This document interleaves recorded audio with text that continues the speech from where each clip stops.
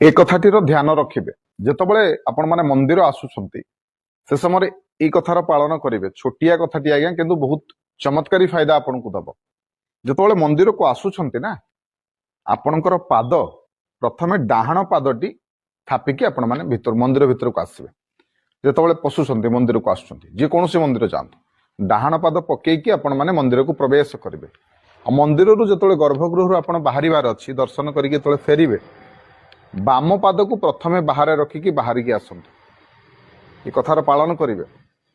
एवं मंदिर को जीवा समय जे कोनोसी मंदिर को जाइछंती जो मंदिर को जाइछंती जदि महादेव को मंदिर को आछंती ताले ओम नमः शिवाय निहाती भाबरे कहिवे। जदि जगन्नाथ को पाखु जाइछंती ताले जगा को डाकिबे।